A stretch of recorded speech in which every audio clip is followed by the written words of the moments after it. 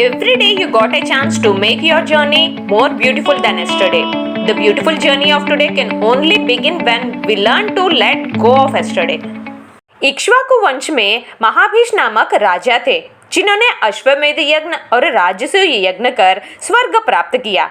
एक दिन सभी देवता और राजर्षि ब्रह्म जी की सेवा में थे, जिनमें महाभीष भी थे। उसी समय गंगा भी वहां आई। वायु ने उनके वस्त्र को शरीर पर से कुछ खिसका दिया। तब सभी देवताओं ने अपनी आंखें नीचे कर ली, परंतु महाभीष देखते रहे।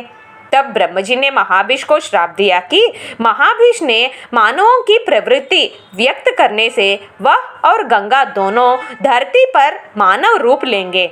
तब जिस गंगा को महाभीष देखते रहे वह महाभीष को अप्रिय करेगी, और जब महाभीष गंगा पर क्रोध करेंगे तब वह उस श्राप से मुक्त हो जाएंगी। उसी समय पुरुवंश के राजा प्रतीप संतान के लिए अपनी पत्नी सहित तप कर रहे थे। राजा प्रतीप की वृद्धावस्था में उनका वंश शांत होने के समय पर महाभीष ने उनके पुत्र के रूप में जन्म लिया, जिनको शंतनु नाम दिया गया। शंतनु को युवावस्था आते ही राजा प्रतीप ने उनका राज्य पट्टाभिषेक कर वन में चले गए।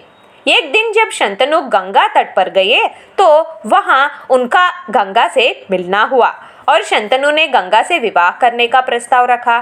एक शर्त पर गंगा शंतनु को पति के रूप में स्वीकार की कि वह जो कुछ करेगी शंतनु उसे नहीं रोकेगा, और जिस दिन शंतनु उसे रोकेगा उस दिन वह शंतनु को छोड़कर चली जाएंगी।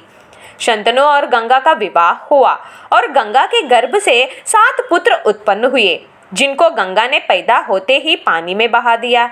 शंतनु को अपनी शर्त याद आने से कुछ नहीं बोले, लेकिन 8वीं बार शंतनु ने गंगा को रोकने से गंगा कहने लगी कि उनके 8 पुत्र अष्टवसु है, जिन्होंने वशिष्ठ ऋषि के श्राप के कारण गंगा के गर्भ से जन्म लिए, और गंगा ने उन्हें वादा दी थी कि जन्म लेते ही वह उन्हें जीवन से मुक्त कर देगी। लेकिन अष्टम वसु प्रभास चिरकाल तक मनुष्य लोक में रहेगा, तो गंगा उसे सभी शास्त्रों में निपुण बनाकर तब वापस शंतनु को सौंपने का वादा कर गंगा उस बच्चे को लेकर चले गई।